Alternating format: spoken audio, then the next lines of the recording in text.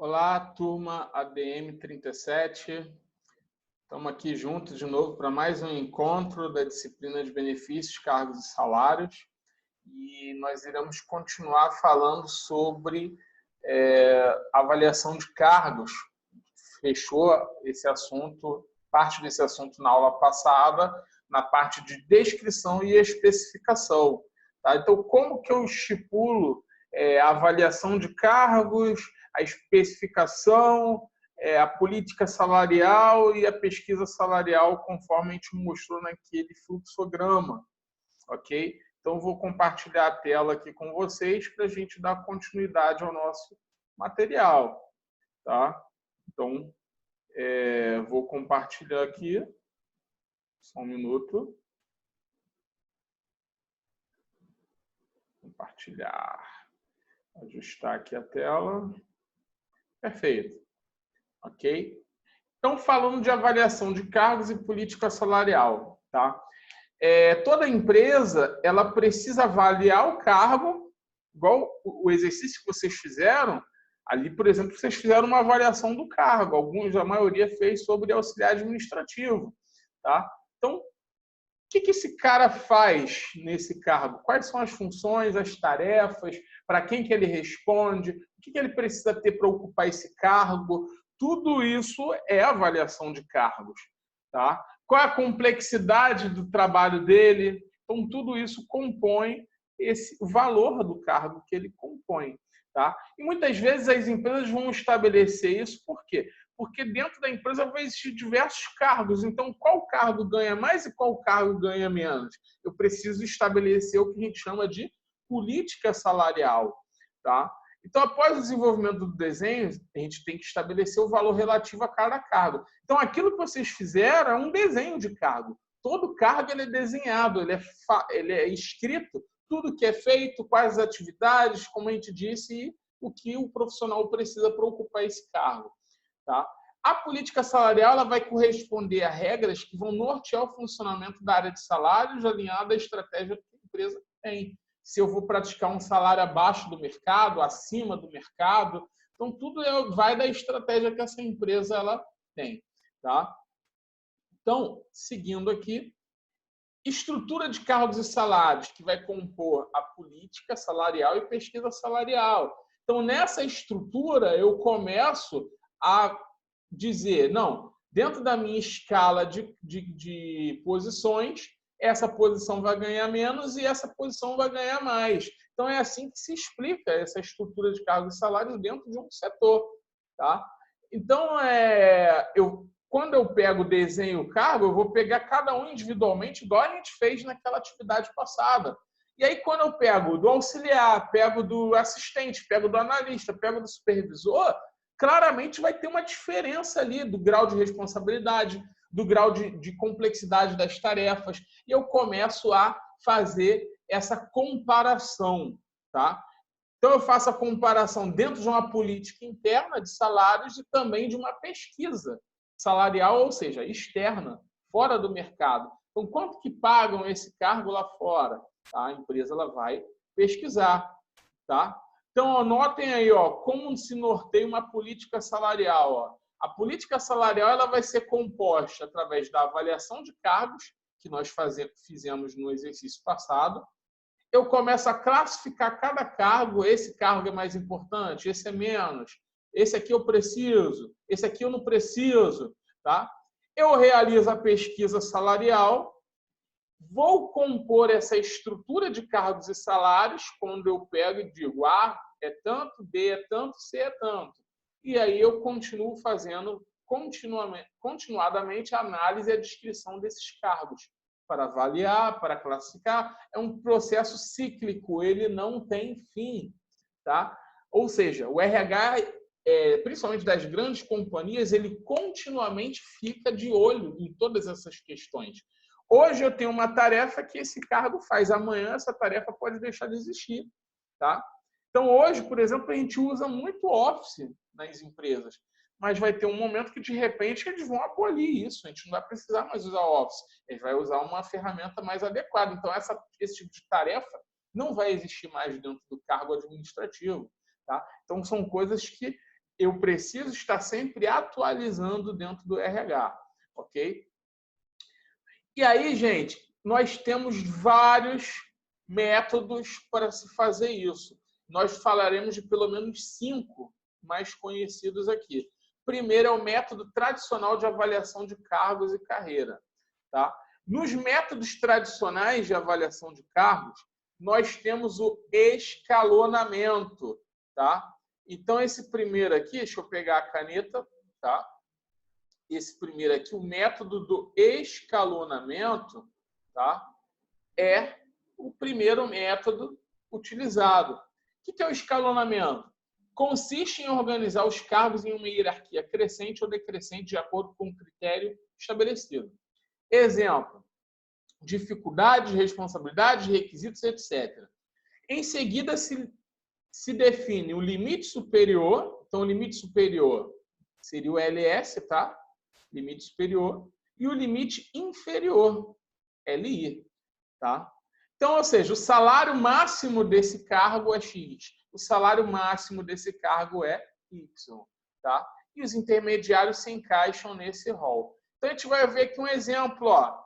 Imagina esse gráfico aqui, gente, olha, onde essa curva aqui, ó, essa primeira vertente aqui, são os salários. Então, quanto mais alto, maior o salário, tá?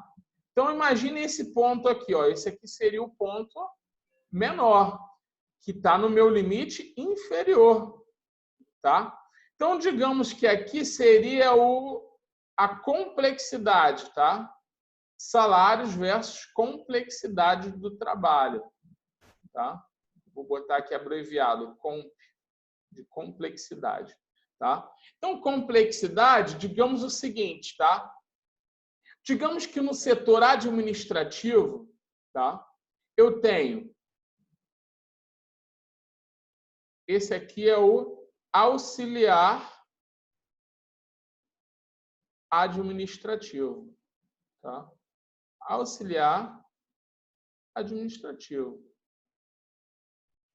Esse cara aqui, digamos que o salário aqui está 1.000, tá?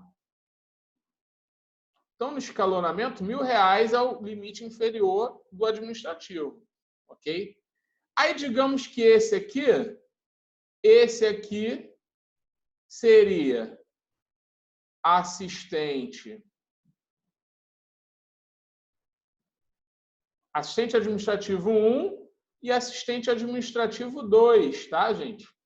Então, digamos que nesse ponto aqui e nesse ponto aqui, o salário aqui seria 1.300 e aqui fosse 1.600, tá? Então, há uma diferença, ó, de 1.000 para 1.300 e 1.300 para 1.600, entre auxiliar administrativo, assistente 1 e assistente 2. Aqui, por exemplo, poderia ser um analista, tá? Vou botar um AN aqui, e um supervisor aqui. Vou botar S de supervisor, tá? Então, dentro da área administrativa, eu tenho auxiliar administrativo, assistente 1, assistente 2, analista e supervisor. Então, o que vai fazer a diferença salarial é o nível de complexidade, tá? Então, as tarefas que o auxiliar administrativo realiza, elas têm uma complexidade menor do que a do 1, do que a do 2, do que a do analista e do que a do supervisor, tá? Então, por isso, esse é o método escalonamento, ok? Então, isso tudo explica a questão do escalonamento, tá? Aí, ó, um exemplo. Imagina aí, ó. Imagina que todos esses pontinhos que a gente falou aqui são esses cargos aqui, ó. Aí vamos supor que aqui são os avaliadores do RH, tá? Eu tenho o avaliador A, B, C, D e E. Cada um vai julgar qual que seria a sequência dentro dessa área de produção, tá?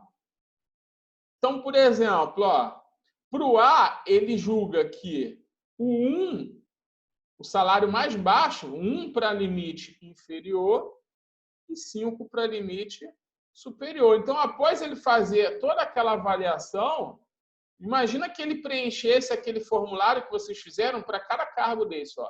Auxiliar de produção, mecânico, inspetor, operador, encarregado. Então, olha o que aconteceu. O avaliador A, ele disse que o auxiliar de produção ele seria 1, mecânico 2, inspetor 3, operador 4 e encarregado de produção nível máximo, o limite superior 5. E aí o B deu a sua avaliação, o C também, o D também, o E também, tá? E aí o que é feito no escalonamento? Um consenso final. Quem se repetiu mais vezes aqui, ó? Vamos lá, ó. Se eu pegar aqui, ó, auxiliar de produção apareceu 4 vezes e o mecânico júnior 1. Então, o consenso geral final é que o auxiliar de produção ele é o salário inferior, o salário mais baixo dentro do limite inferior dentro da política dessa empresa. Aí, ó, na avaliação de todos, o mecânico júnior apareceu 3 vezes aqui. O operador A 1 vez, auxiliar de produção 1. Então, o mecânico júnior seria o nível 2 de salário, tá? Então, digamos que aqui fosse 1.000, aqui 1.300, aqui 1.600, aqui 1.900, aqui 2.200, tá? R$300 de diferença para cada, ok? Então, nota-se o seguinte, dentro desse departamento, segundo o consenso, ó, operador A seria o salário de 1.600, inspetor A 1.900, encarregado de produção, um nível superior com 2.200. Tá? Então, o escalonamento ele faz isso, ele mede algum critério. Se a complexidade do trabalho, 1 para inferior para o auxiliar de produção e 5 para o máximo para o encarregado de produção. Ele fez essa definição. Como eu tenho vários avaliadores dentro desse RH, cada um deu a sua opinião. A opinião que mais se repete é adotada. Tá? Por isso, técnica do escalonamento. Beleza, gente? Então, essa é a primeira técnica. Vamos para a próxima. Próxima técnica é a técnica da categoria pré-determinada. Tá? Então, o que é isso? É como se eu fizesse uma extensão desse escalonamento que a gente acabou de fazer. Tá? O que é isso? Eu vou dar mais informações. Aqui é muito simplista. Eu apenas pego um critério, complexidade, dificuldade de trabalho, e avalio os cargos. Aqui não. Aqui eu vou pegar e vou fazer uma divisão mais bem elaborada. Tá? Então, apaga isso aqui. Então, olha só, imagina isso aqui, tá? Pré-determinar, ó. Esse método favorece de forma mais clara as promoções da empresa, ó, júnior, pleno e sênior como exemplo, tá? Então, olha só que interessante. Digamos que eu pego aqui, ó, aquele mesmo gráfico que a gente usou no escalonamento, ó, eu estabeleci, ó, nível operacional, nível técnico e níveis gerenciais, tá? Então, por isso é categoria pré-determinada, porque eu vou fazer os cargos dentro de cada nível. Então, operacional, digamos que esse cara aqui no limite inferior é o meu auxiliar, vou fazer um AP aqui, ó, auxiliar de produção. Aí aqui, ó, entre esses dois aqui, ó, no meio, pode ter um outro cargo. Esse cargo aqui poderia ser um mecânico. Vou botar um M aqui. E esse daqui poderia ser vou botar um E de encarregado. Tá? Então, o limite superior do operacional é o encarregado. Isso mostra o quê? Que a pessoa pode começar como auxiliar de produção, pode ser promovido a mecânico e pode ser promovido a encarregado. Então, é isso que vai fazer o salário dela melhorar dentro do nível operacional. Aí, gente, na área técnica, eu poderia dizer aqui que o salário desse cara aqui, ó, o técnico aqui, ó, vamos botar aqui um EL para eletricista dentro da empresa. Aí, digamos que tivesse um outro cargo aqui, ó. Quem que poderia ganhar mais com eletricista aqui? Digamos aí eletricista, poderia ser um mecânico, tá? Pneumático, MP. Mecânico pneumático, tá? Poderia ganhar mais que o eletricista, um cargo mais técnico, tá? E aqui poderia ser aqui nessa parte aqui mais técnica, tá? Um analista, botar um A aqui e um L, analista de laboratório, um cara que faz análises técnicas lá, ok? Então, digamos, aqui é 2.000, 2.500, 3.000, tá?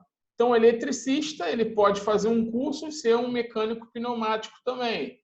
E ele pode fazer um curso depois para virar um analista de laboratório, ok? Então, isso aqui vai definir a política salarial e dando um norte de promoções dentro da empresa. Nível gerencial, tá? Então, no nível gerencial, aí, por exemplo, poderia ter aqui, ó, supervisor administrativo, vou pegar só 2 mesmo, tá? E gerente administrativo. Supervisor administrativo ganha 4.000, gerente administrativo ganha 6, tá? Então, limite inferior e limite superior do nível gerencial. Então, na categoria pré-determinada, é uma extensão do escalonamento. Eu só peguei e defini áreas, níveis aqui, ó, dentro da mesma avaliação, tá? Então, a pré-determinada é isso. Então, eu poderia usar essa tabela aqui, mas muito maior, com mais questões de complexidade, com mais questões de avaliação, para poder fazer esse mesmo julgamento que a gente fez no escalonamento para o pré-determinado. Tá, gente? Então, o pré-determinado é bem parecido com o primeiro, porém, ele é mais rico em informações. Tá? Próximo método, método da descrição dos graus hierarquizados. Tá? Então, esse método ele é mais descritivo, ok? Mais escrito. Então, numa empresa, ele pode generalizar isso assim, ó. Ele pode falar que existem cargos do grau 1, cargos do grau 2, seguindo aqui, ó, cargos de grau 3, cargos de grau 4, tá? Aí, olha o que ele está falando. Todo cargo de grau 1, a descrição, cargos que não exigem formação superior, cargos que não exigem experiência anterior, o grau de responsabilidade é baixo, a supervisão sobre o trabalho é constante, exigindo maior acompanhamento de tarefas. Tarefas executadas são simples e repetitivas. O grau 2, ó, ele já começa, ó, não exige formação superior, não precisa ter uma faculdade, mas são cargos que exigem experiência de 3 meses a 1 ano. Então, é um cargo que exige um nível de conhecimento desse colaborador. O grau de responsabilidade é de baixo para médio. Então, ou seja, já não é tão baixa a responsabilidade, eu tenho uma responsabilidade maior do que o grau 1. A supervisão das tarefas não é constante, mas exige instruções no início e no final do trabalho. Tarefas são executadas de acordo com os procedimentos formalmente estabelecidos. Então, tem regras para se fazer as coisas. Tá? Grau 3. Então, ele meio que repete lá o grau 2, ó, mas ó, é um cargo que exige formação superior. Exige experiência de 1 a 3 anos. A responsabilidade ela é média, então aumenta a responsabilidade.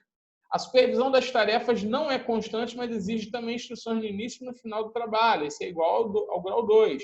Tarefas são executadas de acordo com procedimentos formalmente estabelecidos, apresentando variedade e dificuldade, exigindo maior concentração por parte do ocupante. Então, o grau 3 ele é mais complexo em relação ao grau 2.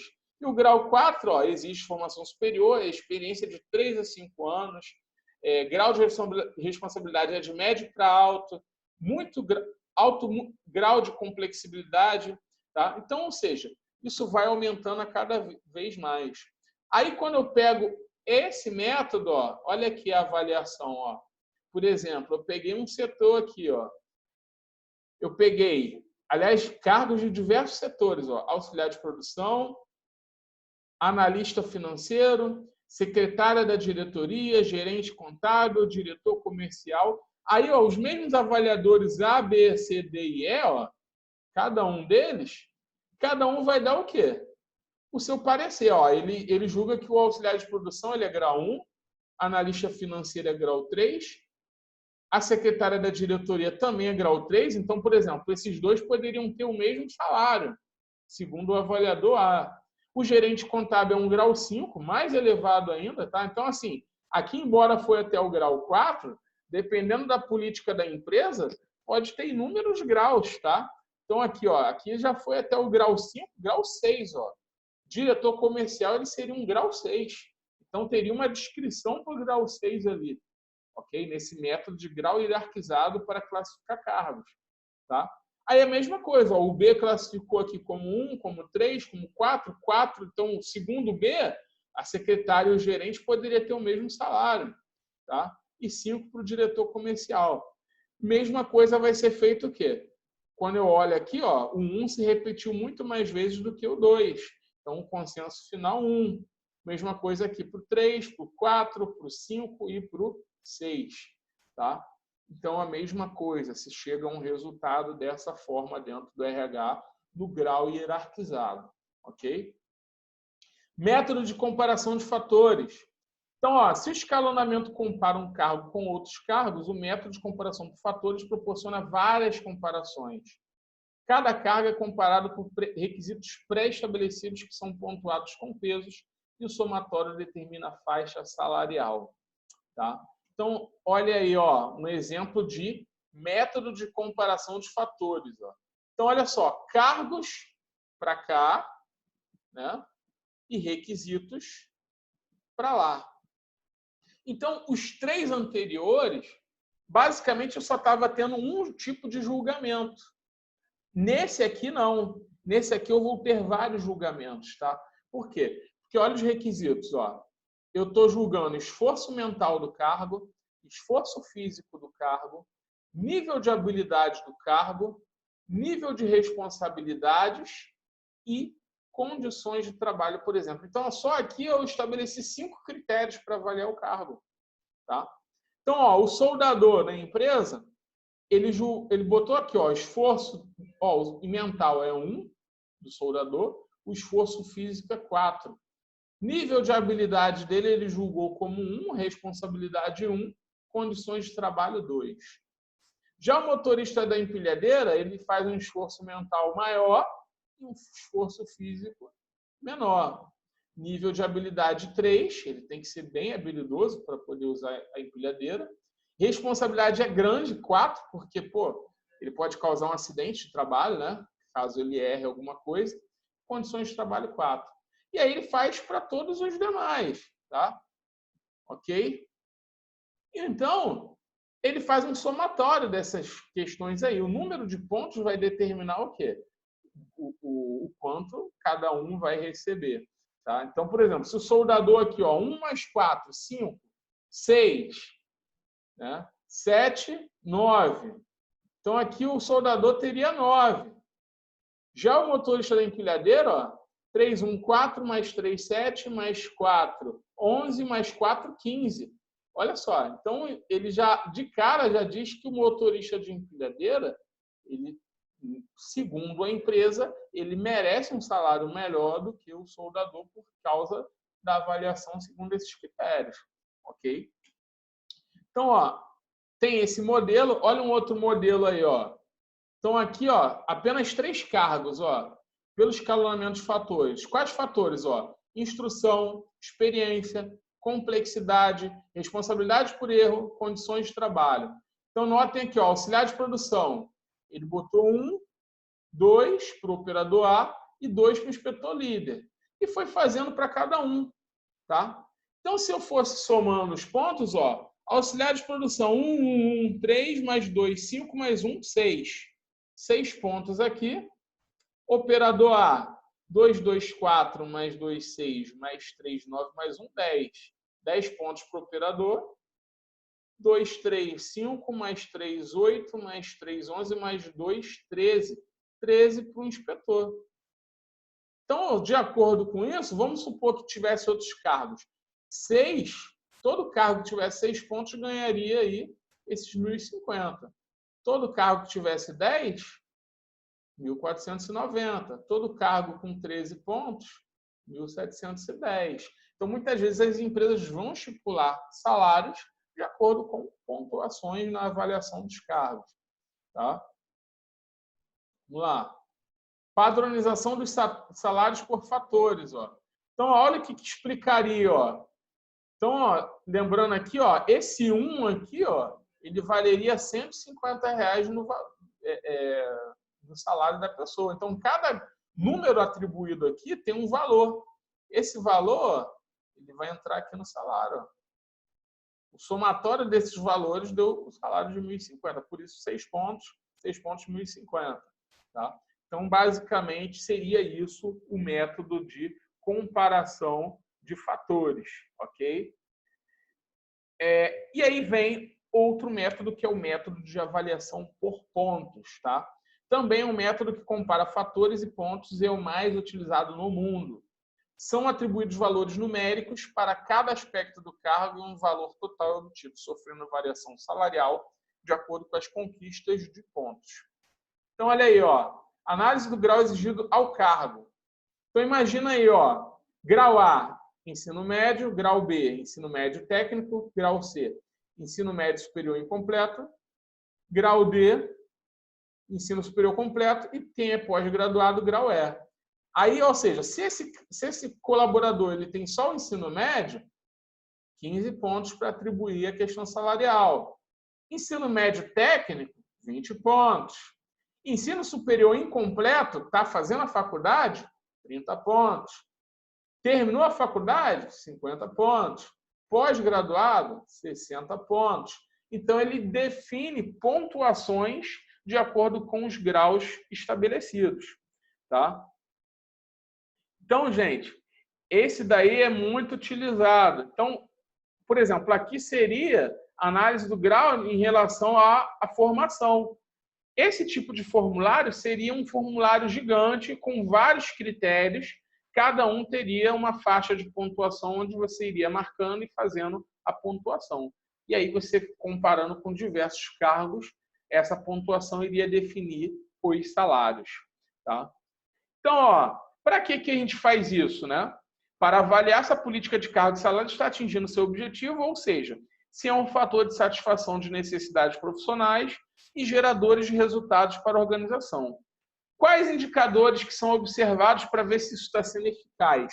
Isso aí está tendo a capacidade de atrair e reter os talentos para a empresa? Porque quando eu anuncio a vaga e o salário, isso tem que atrair candidatos.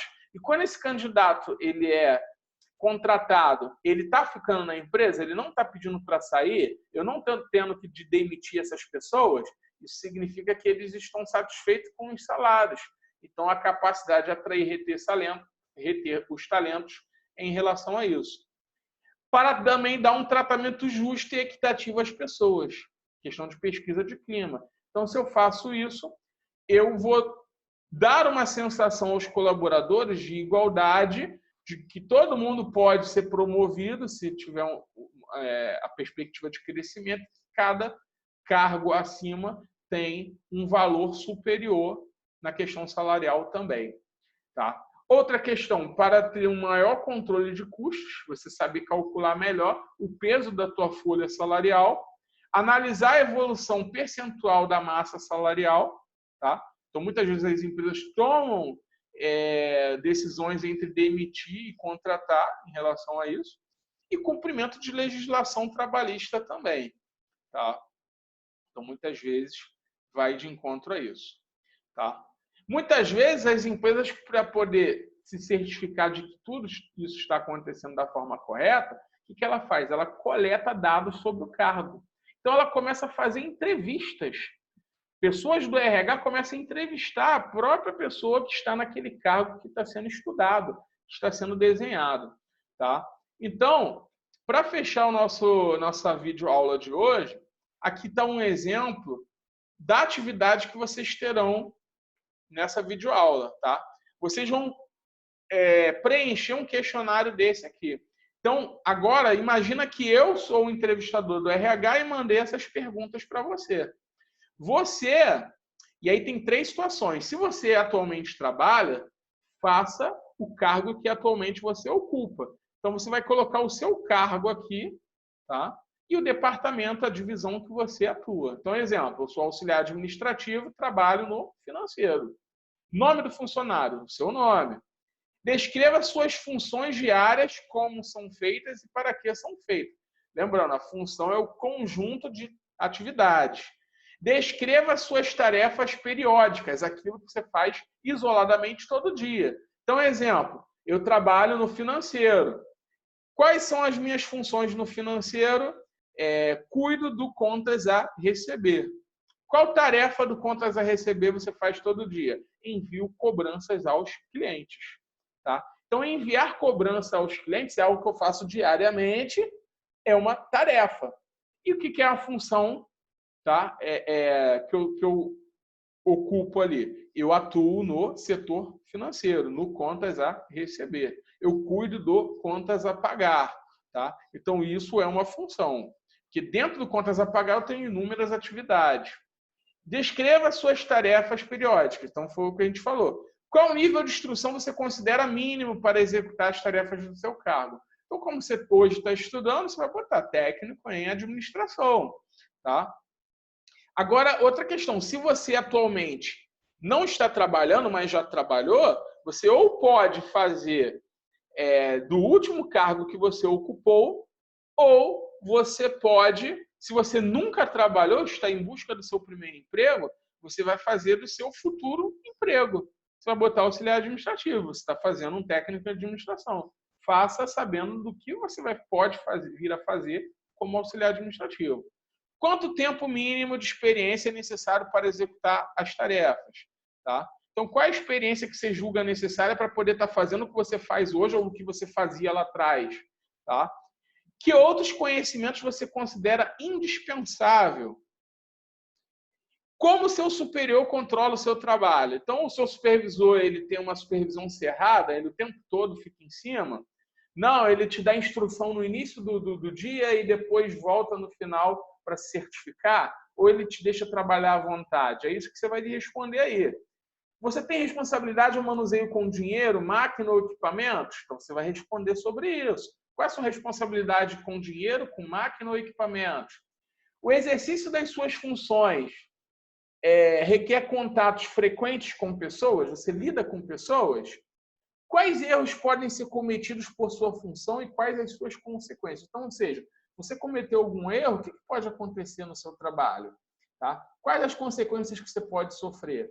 Tá? Então, é isso que vai estar lá na atividade para vocês. Tá? Então, vou parar o compartilhamento aqui e encerrar essa videoaula. Tá? Então, gente, assistam com bastante paciência tudo que foi falado aqui. Tá? Isso é muito válido. Lá na frente pode fazer muita diferença para vocês no mercado de trabalho e façam essa atividade. Tá? Em caso de dúvidas, volte a essa parte final do vídeo para você conseguir preencher corretamente essa atividade. Um grande abraço a todos e fiquem com Deus.